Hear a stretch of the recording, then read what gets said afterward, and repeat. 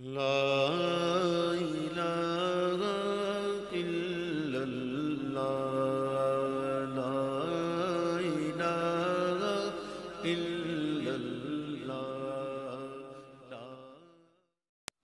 بسم اللہ الرحمن الرحیم۔ اللہ تبارک و تعالیٰ کو یاد کرنے کے کئی طریقے ہیں۔ ذکر کرنا، اس کو یاد کرنا، یہ زبان سے بھی ہوتا ہے اور دل سے بھی ہوتا ہے۔ ایک زبان کا ذکر ہے، ہم تسبیح پڑھتے ہیں، تحمید پڑھتے ہیں، تحلیل، اللہ کی یکتائی بیان کرتے ہیں، قرآن عظیم الشان کی تلاوت کرتے ہیں، یہ سب اللہ تعالیٰ کی عبادت اور ذکر کے راستے ہے۔ اور ایک ذکر ہے جو زبان کے علاوہ ہے، جو کہ دل کے ساتھ ہوتی ہے۔ تو دل کا ذکر یا خفیہ ذکر یہ بھی ثابت ہے، اس کی بھی بہت فضیلت ہے۔ اور زبان کا ذکر، جہری ذکر، یہ بھی ثابت ہے۔ کچھ لوگ سمجھتے ہیں کہ شاید زبان کا ذکر نہیں کرنا چاہیے، اور کچھ لوگ کہتے ہیں کہ زبان کا ذکر ہی ہے، باقی قلب کا، دل کا ذکر نہیں ہے۔ یعنی جو زبان کے ذکر سے اعراض کرتے ہیں، یہ وہ لوگ ہیں جو ذکر جہری کے خلاف ہے، کہتے ہیں بلند آواز سے ذکر نہیں ہونا چاہیے، ذکر کرو بس آہستہ آہستہ کرو، زبان سے کرو لیکن کسی کو نہ سناؤ۔ اصل بات یہ ہے کہ ذکر کرنا، اللہ تبارک و تعالیٰ کو یاد کرنا، اس کی تعلیم ہمیں اللہ کے نبی نے ارشاد فرمائی ہے۔ حضور کے ارشاد گرامی ہے، آپ فرماتے ہیں کہ بہترین رزق وہ ہے جو انسان کے لیے کفایت کرے، اور بہترین ذکر وہ ہے جو انسان خفیہ کرے، آہستہ کرے۔ اسی طرح اللہ تعالیٰ کا بھی ارشاد گرامی ہے کہ مجھے پکارو تضرع و خیفہ، عاجزی کے ساتھ اور آہستہ آہستہ، ڈرتے ہوئے۔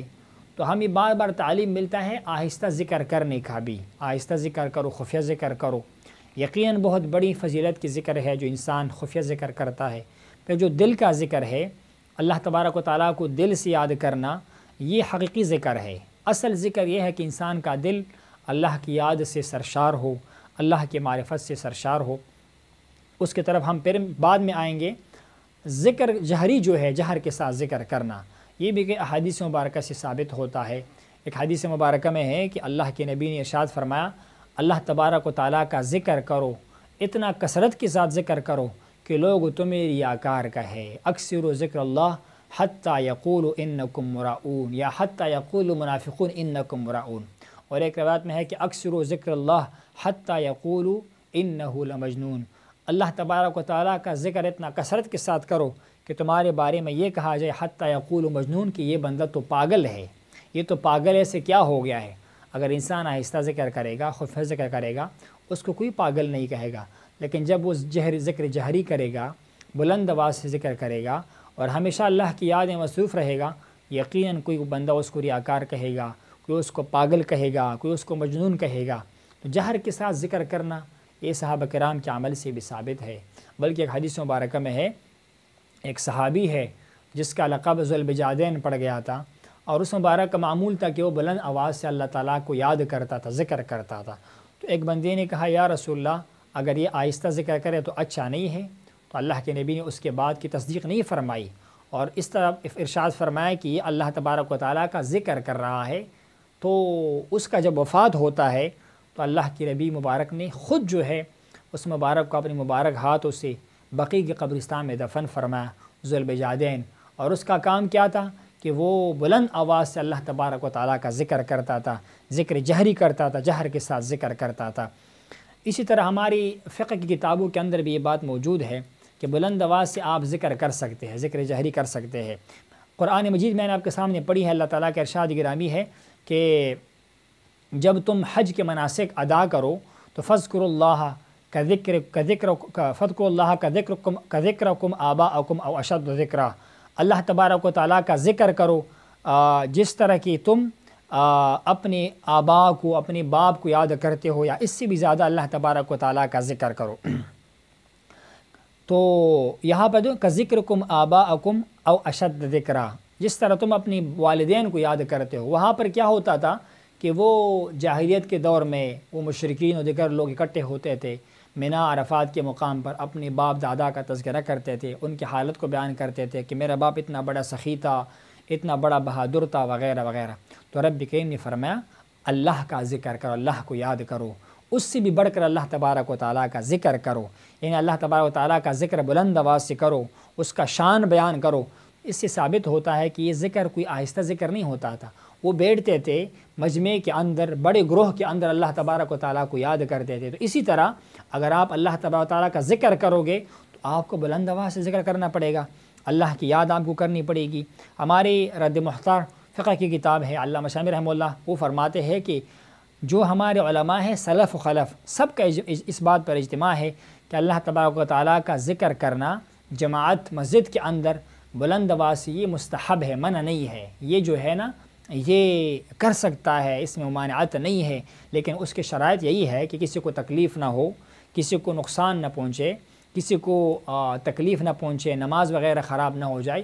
ذکر کی محفل ہوتی ہے، اس کا وقت معلوم ہونا چاہیے، اسی دوران میں اللہ کی یاد ہونی چاہیے۔ تو بلند آواز سے ذکر کرنا، اور اس کے اور بھی بہت سارے فائدے ہیں۔ جب جہری ذکر ہوتا ہے، بلند آواز سے ذکر ہوتا ہے، یہ میں جواز کی بات کر رہا ہوں، فضیلت تو اسی کو ہے کہ جو ذکر آہستہ ہو، لیکن جہری ذکر کے کیا فائدے ہیں، اس کی فائدے کیا ہے؟ علامہ شامی فرماتے ہیں کہ ذکر جہری کے فائدے یہ ہے، یہ رد محتار ہے، وہ فرماتے ہیں کہ ایک تو اس سے دوسروں کو فائدہ پہنچتا ہے۔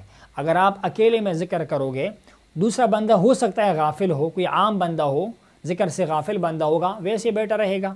اگر آپ بلند آواز سے ذکر کریں گے تو وہ بھی ذکر کرے گا۔ اسی طرح وہ غافل کی قلب کو جگا لیتا ہے، دل غافل ہوتا ہے، جب بلند آواز سے ذکر ہوتا ہے تو دل جو ہے وہ کیا ہوتا ہے، وہ اللہ تبارک و تعالیٰ کی یاد سے زندہ ہو جاتا ہے۔ اسی طرح نیند کو بھگا دیتا ہے۔ کچھ لوگ مراقبے میں چلے جاتے ہیں یا خفیہ ذکر کرتے ہیں، اس کو نیند آ جاتی ہے۔ جب بلند آواز سے ذکر ہو، جہری ذکر ہو، تو انسان کی نیند جو ہے وہ دور ہو جاتی ہے، انسان میں بیداری نشاط پیدا ہو جاتا ہے، انسان میں خوشی آ جاتی ہے، اور وہ پھر کیا کرتا ہے، اللہ تبارک و تعالیٰ کی رحمت کی طرف بطور خاص متوجہ ہو جاتا ہے۔ تو یہ ہمارا رد محتار جلد نمبر 4 صفحہ نمبر 90 علامہ شامی رحمہ اللہ نے ذکر جہر کو ثابت کیا ہوا ہے۔ ذکر کے تو ویسے بہت سارے فائدے ہیں، لیکن ذکر جہری کے ساتھ یہ فائدے ہے، انسان کے اندر نشاط پیدا ہو جاتا ہے، خوشی پیدا ہوتا ہے۔ اور ہمارے علامہ لکنی رحمہ اللہ نے ایک کتاب لکھی ہے باقاعدہ ذکر بالجہر کے بارے میں، بے شمار دلائل کو انہوں نے اکٹھا کیا ہوا ہے کہ اس میں انہوں نے ذکر جہری کا ثبوت کیا ہوا ہے کہ اس کے کتنے سارے فائدے ہیں۔ اسی ذکر کے ساتھ شیطان دور بھاگتا ہے، اسی کے ساتھ جو ہے وہ دل کو چین نصیب ہوتا ہے، اسی کے ساتھ رحمت کا نزول ہوتا ہے، اسی کے ساتھ اللہ تبارک و تعالیٰ کی یاد آ جاتی ہے، انسان کو اللہ تعالیٰ کی یاد کی طرف توجہ ہو جاتی ہے۔ تو ذکر جہری کے اتنے سارے فائدے ہیں، انسان اللہ تبارک و تعالیٰ کو یاد کرتا ہے۔ ذکر حق پاکست چون پاکی رسید، رخت بربندت بیرون آید پلید۔